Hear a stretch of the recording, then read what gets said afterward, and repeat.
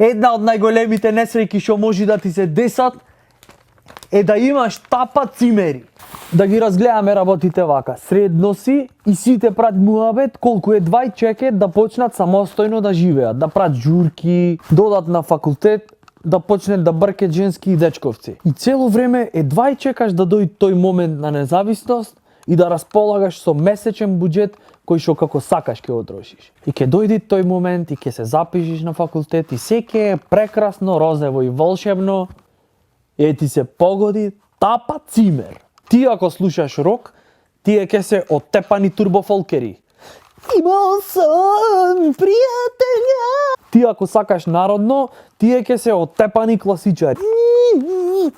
Ти ќе викнеш женска дома и ти треби собата на 2 сата и тој ќе ти речи: не може, ја има семинарска за пишење. Тапа цимер може да предизвика човече на јакиот период од животов, студентски живот, да го памтиш полошо. Како што мој да ти се погоди професор да те фатит наоко и заради една ебана шеска да квадрираш, така може да ти се погоди тапа цимер и да посакаш никогаш поиќе да немаш студентски живот.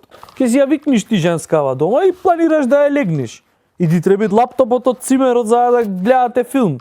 Зашто не можеш одма искокниш ко тигар и тој не ти го дават зашто имал семинарска за пишење. Не може, ја треба да ја достава семинарскава.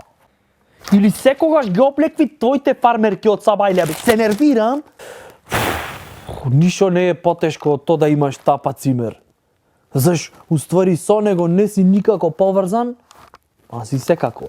Со девојка да живееш ке те разбери, затоа што тати е девојка и те сакат. И плюс не е од кичево. Со таткот и мајка ти ако живееш ке се трудат да те сватат и да ти овозможат да биде се окей. Со тапа цимер ако живееш не може. Дури да му речиш: брат, јас поиќе вака не можам, тогаш тој може да ти речи: чекај, ја те толерира. Да биде све уште позаебано, дури и да решиш да најдеш други цимери, нема да можеш да најдеш други цимери и да се преселиш кај нив. Затоа што веќе кружит муабетот дека си имал тапа цимери, ама никој не знае заради кого се тапа. Може да биде заради тебе, а другите нема да ризикуваат за да им се заебит студентскиот живот. Единствено што може да влијаете ако мајка ти и татко ти му речат на мајка му и татко му да се преселиш кај нив зашто се познават. Ама тоа е ситуација која што не ја посакуваш дури и да имаш тапа цимер.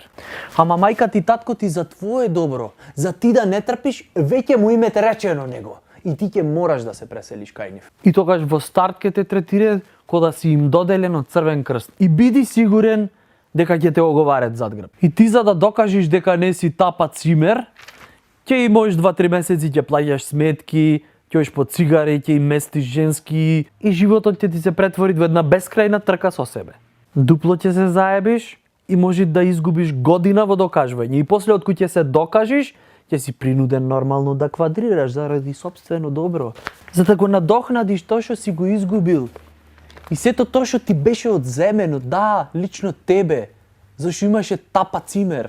Како и да е, колку и да е тапа цимерот, мораш да размислуваш години унапред и да си замениш кулот кај него.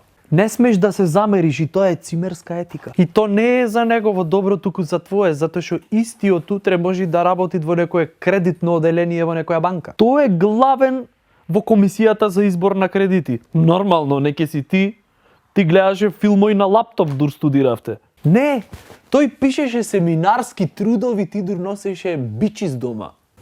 На романтично гледање филмови на неговиот лаптоп. Тогаш можеш да го имаш единствениот бенефит, што некогаш си имал тапа цимер. Ти, што седиш зад екранот. Затоа со блага доза на хумор кон минатото и се ќе биде окей.